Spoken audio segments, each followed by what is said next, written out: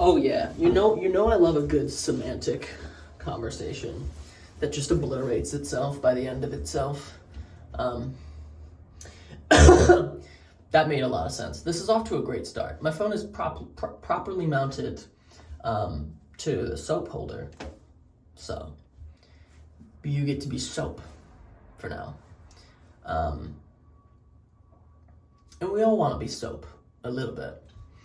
Um, that could be just me, which is why I hang out in the shower so much. Hanging out with my bros, soap. This episode is sponsored by Ion Repair. It repairs your ions, turning you into an Avenger, I have to imagine. Yeah. So is coding art? I think absolutely, and the reason I said this is such a semantic one is because it's like, if I give you my definition of art, and we both are like, okay, yeah, I mean yeah, I would use the definition, and then I bring the question back up, is coding art? It's so clearly like, well, duh. And so I don't know if that's a good or a bad thing, but like, I'll do it anyway. As in, do what I said, obliterate the conversation before it needs to be had, by explaining that my notion of art is something that causes an individual to reflect on life. And I might go a step further and say reflect on the parts of life that are non-animalistic, like the parts of life that are weird and seemingly specific to this like secondary layer we have of this observational force which is happening inside of us. Because we watch animals want to do a thing, and that's kind of like a one-to-one mapping. And then we kind of have that one-to-one mapping, but then we are watching that mapping happen. Like, this is what my body wants to do. And then we watch that and process it, and it seems like to us we have the opportunity to engage with the natural cause and effect that is biological life. It seems like we have the ability to interface with it. And so I would say art is, in and of itself, a thing that you can only do if you have this secondary thing, because we're not doing it to depict things to help us survive all the time. Sometimes we're doing it to describe something we could never describe in words. And often something that has, the content matter is more nuanced than, animalistic intentions. Like, for example, I don't know, like through an artist's artifact, you understand what it means to be alive a little bit better. If it's a good artifact, let's say, if it's something that the artist was in a true transcendental space, their brain, and a good artist can trigger that train of thought, or can trigger that process more frequently, and they have the tools around them to appropriately sort of print that. So like a true artist, and this is noted in a lot of like artistic text and like the artist's way, pretty much anything. Like, everyone knows you have to believe in like God a little bit, a type of thing, because when you're doing good artifacts, when you're making things that you look at and you're like, oh, damn, like did I do that? The answer is like, not really. Like, when you're really, really killing it. And so that's the thing. You basically just surround yourself with tools that help you forge the artifact, which is essentially being projected down through you, whatever it looks like. And when you're doing that well, people will look at that artifact and they will see, they will get an idea of how the world, depending on how quality the artifact is, they'll get an idea of how the world manifests itself through you. Not just the world in general, but the intangible world. You will get a glimpse into what it means for them to be conscious, into like their conscious experience. Because if two people, like if you were to print a picture of a barn, you're gonna get the camera's conscious experience of that barn, which we've technologically engineered it to be essentially one-to-one, give or take some like lighting constraints on the high and the low end. Like, we can do better with our human eyes, but essentially you're seeing it with your human eyes, but you're seeing actually the camera's conscious memory of that. It's obviously not conscious, but it is in fact writing it to memory, and then we're printing that out, basically translating that memory into a pixel array that makes it look like the thing. But when someone paints a barn, depending on how they're going about it, if they're doing hyperrealism, then the hope is you wouldn't see them at all in the artifact. But the fact is, even if they did a hyperrealistic painting, you are seeing a person whose idea of an artistic artifact was photorealism. And in that sense, the art is actually the person who dedicated over 10,000 hours to perfecting this craft to be able to do what technology can do, with a camera. That's now the art. The art isn't like, oh, look at how this person looks at barns. It's like, look at how dedicated this person is to mastery. That's its own kind of art. But I'm gonna set that aside for now, because the easier example to work with is when someone paints a barn that isn't photo perfect, and instead you get, it's sort of like a proxy into when people are like, my red isn't your red or whatever. That coming down to different cones in the eyes, and we'll never be able to explain whether or not we're on the same page. That conversation's a little wild and does kind of dead end. But this is the exact same thing, in that you're gonna get how they actually see barns, and things are going to be disproportionately weighed in a particular way for this particular person, and that goes for I'm using paintings as a good example, but this goes for everything that someone could realistically create end to end. An example that comes to mind, which is not something you would typically think of, is like a Spotify playlist. That is an art. That's a piece of art. And you can so clearly see what I'm describing here, which is that you have this person's, essentially a small snapshot of how this person views music, or at least thinks about this music in relation to each other. And there may be songs on this, is such a fun example, but there may be songs on there where you'd be like, whoa, I wouldn't put those in the same, in the same playlist, but that may be because you're not hearing this song or either of the songs the same way that the person who made the playlist is, because they actually hear things in those songs that make them sit together on a playlist. It's a funny example, but this goes for your wardrobe and everything. You're seeing not just the choices they made and how they want to be perceived, but how they see the world and how they see themselves in it.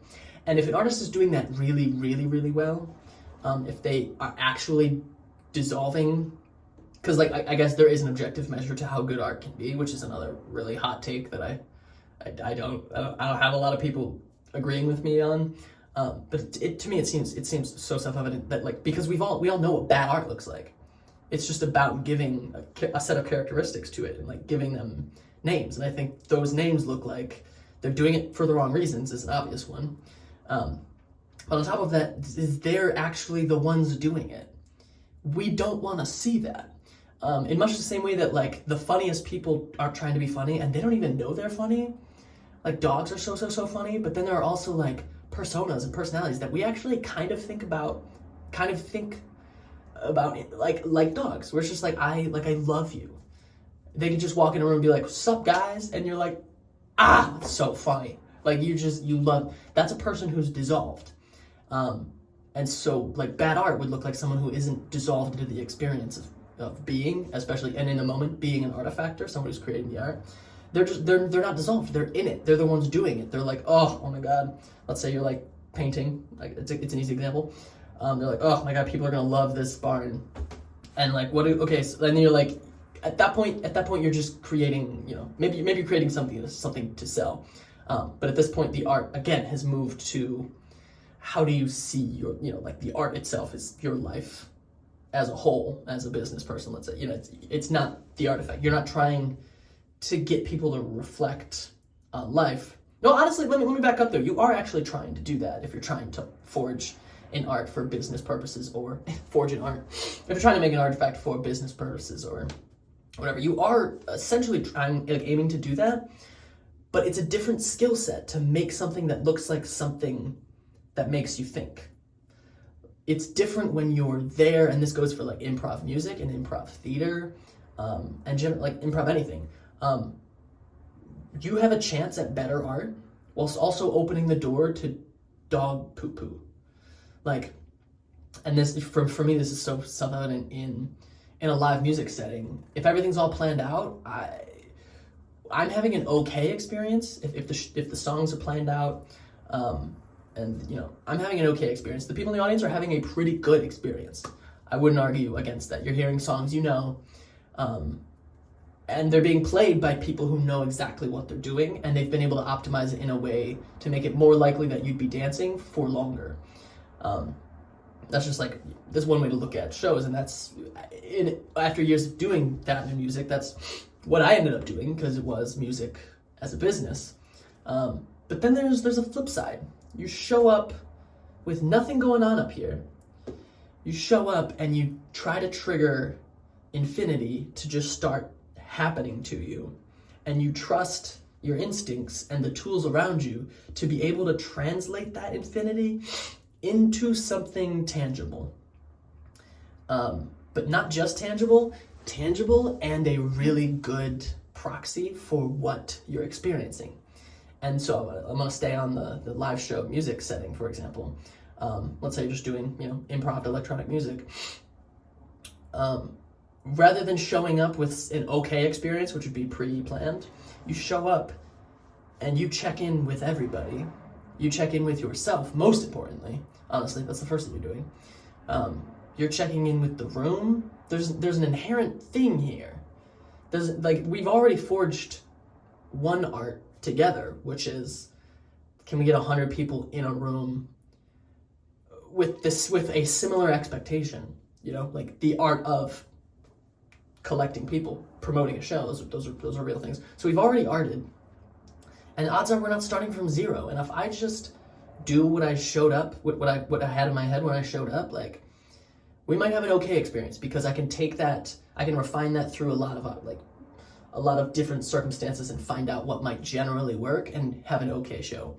Or I can just absolutely wing it. And at that point, we're kind of winging it together, because you intuitively know there's so many tells in a room if we're on the same page or if we're not. And like odds, this is trusting infinity just start happening through you. If it hits, if it goes well, every single person will have a good time regardless of genre, or whatever they had going on that day. In the same way that, like, you could walk into, I'll go back to paintings, you could walk into an art gallery, and like everything you thought you knew changes, especially everything you were thinking about today. You may see something that just is like you could just be flattened by a stranger's artifact. It would just, and like, that would come from them being in a situation where they could translate infinity and have the tools on hand to do it, whatever it looked like. Like a photographer, like a camera at the right place at the right time, like beep bop boop, insert anything and boil it all down. The reality is, if they transmitted infinity well, you will recognize that at a distance. And it will multiply, because then you're like, this is wow. And now you will then be a voice for that window, that peak into infinity that they forged. You're now out here preaching about it. That's another detail that involves, or that art is closely tied to, which is that it promotes itself. In most cases, if it's good. People can try to promote it on the business side of art, but like, if it's great, if it does the thing, what was this? Hooray. If it does the thing, if it translates infinity, it will spread itself, because people will be excited by it and excited to excite people with it. What happens when you do that is the artifacts will spread themselves. So tying this all up, I'll add one more detail, which is that art clearly evolves over time. What we're doing and the types of artifacts completely evolves, but the core essence of can I translate infinity and trigger within you a moment of introspection on something that is intangible. Can I make you think about God is another way to put it, and like I tend to avoid that because it so clearly has connotations. But like, if you use those words, at least the way that I've been reading and writing about them, it starts to make a lot of sense. That's a perfectly fine way to do it. Again, but God is complicated. But essentially, yeah, it's a good way to put it. That if I can make something that makes you think about God for just a split second, that's an artifact, and that'll spread. But again, it changes over time. So today, the answer as to whether or not coding is art is so clearly yes, because I mean, like, technology as a whole is really just like our attempts to personify God.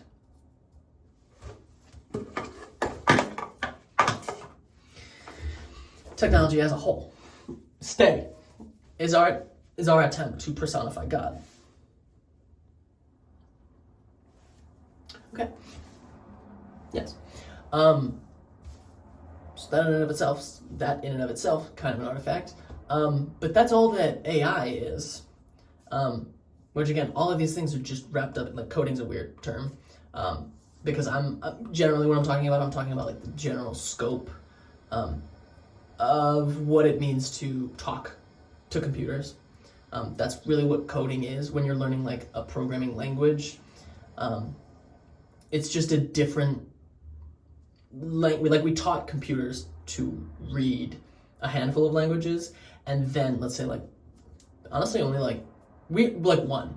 Like, computers originally spoke one language, and then we wrote a language that was easier for humans to read that translated into a language that, does this make sense? Is this helping? It translated into a language that computers could read. And then we did that like 18 more times. What am I talking about? Like 100 more times. We wrote other languages that were even easier for humans to read, that translated into a language that a computer can understand. So when you're coding, you're just talking to computers and telling it what to do at a really, really high resolution. And it's like,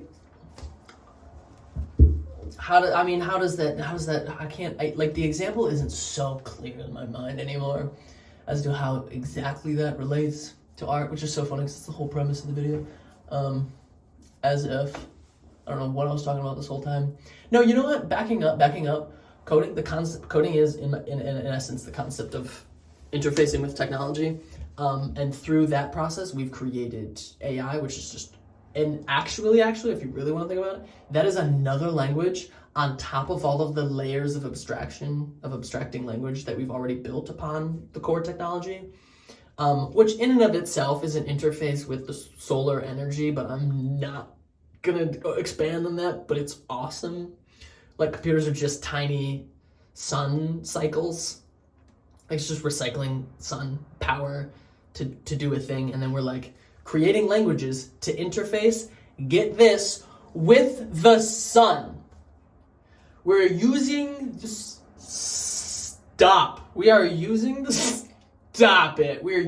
sun to interpret and synthesize massive amounts of information. Basically, we're communicating with raw energy in a more and more human interface way. For example, this is good. I'm so glad I kept going because this is gonna tie it up. Photographs used to be horrible. Like, the first photograph, it was like a pinhole camera on a film strip out a window, maybe in France, and it's a picture. It's a sunspot burned onto it. It was upside down. It is a picture. And if you explain to somebody what it was, I don't know if I'm thinking of the right first picture, if it was like that hard to interpret, but like, I don't know.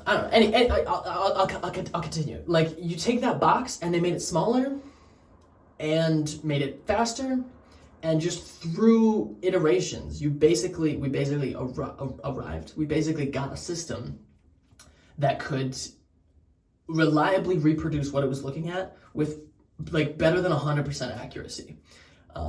Like, far better than the human eye at this point. We have cameras taking pictures of Earth from space, and we can, like, see our house from there. Like, cameras got really good. They got really, really good. And became better maps for the thing they were trying to capture. So technology is really just, again, it's a human creation that we have, through the iterative process, become better and better at interfacing with. And it's completely reshaped the face of humanity permanently. and like we'll never go back. People born in the last 10, 15 years do not know what it's like to live in a disconnected world. It boggles some people's mind that not even 100 years ago, like the city next door could be like bombed. The city in the next county could just be obliterated, and we just like might not know. Like we are completely intertwined now. That's wild, and it created essentially a data overload problem. And so now we have new solutions, which essentially parse that data at a rate that we can't even conceptualize. And all of that is actually a consequence of the interconnectivity of people. I think anybody in tech could easily make the case that like AI wouldn't be where it's at. Nothing would be where it's at if we weren't working together at a speed that's just like incomprehensible, because now I'm not learning to code alone. Day one, you're in a community. Day one of learning coding, you're in a community of people who basically all know the same thing, which is what I just described. You're just writing instructions for a computer to execute, so you don't have to do it on the hardware yourself. You're just like, hey, if this happens, do this stuff. And this stuff is an abstracted version of machine code, blah, blah, blah, blah. It's just that. And now we have this other layer where you could tell AI to write the prompts, to write the code, to make the computer do the thing. And this, I mean, Jesus, this has implications for like whether or not AI generated art is also art, which I think it also clearly is in the exact same way. Like for the exact same reasons, it's just using the tools to generate an artifact that causes you to reflect. I don't want to get into the stickiness of using copyrighted material to train these models, blah blah blah.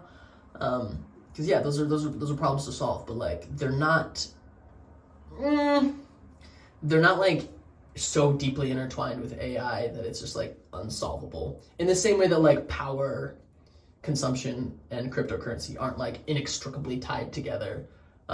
This is a technology. This is how the technology is currently being implemented. It's gonna be fine. Like, and in much the same way, like, I don't know. I was gonna go down a crazy rabbit hole. Point is that today, forging an artifact that causes you to think about life, I think that is so easy to do through code, and especially through the modern AI coding landscape, but then also like AI generated anything. It is so clearly art at a scale that's just incomprehensible. Because like, I mean, I'll speak for myself. I never thought more about God and the all of it all than when I had first used ChatGPT, November 2023. That might be right. There's an entire video I think of me just being like, so this is God. This is God 100%, and we're never going back, because this is the crappy version, and it's already changed my life. Like, in so many ways, this kind of goes off on an offshoot tangent, but like I've already started having associations with getting it to say certain things to feel affirmed for myself.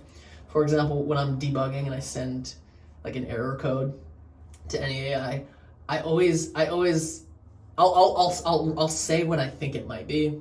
Like, it might be related to this, or maybe it's a bad implementation of this. Can we address that? I'll say stuff like that, and I'm not gonna lie, part of it is just so the AI starts with this response with, "You're right, that is what was wrong," and I'm like,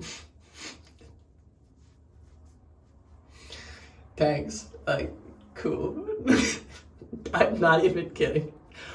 I love it. Disregard every, like, if you want, disregard every possible thing that I said. in terms of like its objective relation to art, whether or not it is or isn't. To put all that aside, like just from my own experience, it has brought me so much joy and awe and wonder. I like in a way that I just like nothing else has, you know. In the same way that I love music. I love music so much. And like you would think, I guess I talk to a lot, especially out here in LA, a lot of people that are like, oh, I'm an artist. I don't fuck with AI. That's anti-art. It's like, as somebody who loves it, like I've dedicated my life to it. I love music. As somebody who's dedicated their life to it, I'm so wildly excited to like collaborate with AI producers. Like, so much so that I'm building it. I literally, my life has funneled into this situation where it's just like, oh my, wait. If me and my friend could just like jam on some synths and like get some beats going and like do some singing and then just say into the microphone, loop that. Or, this is good, but can you make the bass grittier and neither of us have to stop what we're doing? That's a thing. Yes, that exists. That's just like a studio producer for hire. You can hire them. A lot of people won't. A lot of people don't. A lot of people can't. And they shouldn't have to. But the reality is that like if you have somebody handling the technological side of making music, you can keep doing the music side of music. Like, let me really stress this. Clicking buttons, like moving an EQ fader around and adjusting volumes, that's not making music. That's not like artistic. It might be fun. I do enjoy it. But like when I'm forging artifacts from nothing, I don't want to do any labor. I don't want to do any unnecessarily tech heavy thing to do the thing. I just want the tools to allow me to map infinity as high resolution a way as I possibly can. And AI can do that faster, better, and more consistently than a person.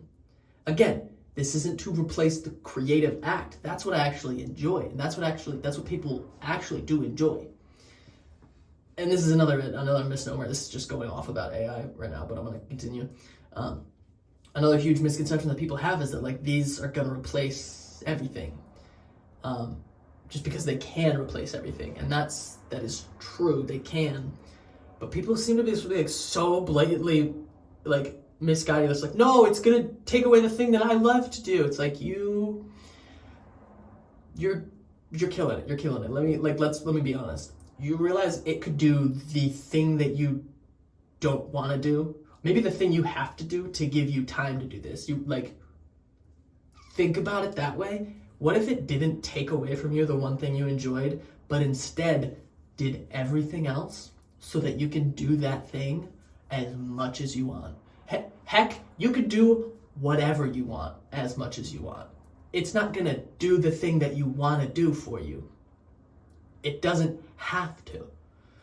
And this is why, oh my God, I'm circling right back. Not just that coding is art, it is the most profound current mode of art. I'm pretty convinced now. I've convinced myself through this rant. It's not just art. Like, oh, I code, I'm an artist. I mean, like, through code, you can live whatever life you want because it's the business of operating with of interfacing with technology. Technology is the thing that does the thing that humans don't want to do, and can do it faster and more consistently. So like to learn how to code is to essentially enter a world where you have nothing but time to interface with divinity. Like if you work a stressful job so that you can buy expensive art so that you can interface with infinity in your own home, that's one route. But imagine if every non-artistic element of your life was just systematized and removed from your psyche. You can do that by writing your own code and interfacing with these AI technologies in a way that benefits you. For example, I want to make an unbelievable amount of music. So I'm going to learn everything that I have to learn about coding and then make a system that allows me to do that and abstracts away everything that held me back, which is clicking buttons. My back, like I couldn't sit at a desk and mix music. You know, I just want to hang out with my friends, make songs, and then have somebody handle the last 10%. But not somebody. I'll just get a system to do it because the work's already done. The creative work's already done. Nobody should be wasting their time adjusting these, you know, non-creative, minute details to just make this sound speaker, to just make it do speaker good.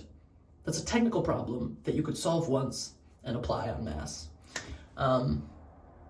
So not only is coding art, it's meta art. And if you're not participating in this, I mean, frankly, you know, absolute revolution, but like definitely gold rush as well. Like if you're not participating, I would love to know why. Like fill in my worldview here, and please comment what what are you doing with your time that isn't like like just today, enabling a bot to just be like, hey, can you text me like if there's any events going on like over the weekend, and maybe just like add them to my calendar, and then I could just never have to look.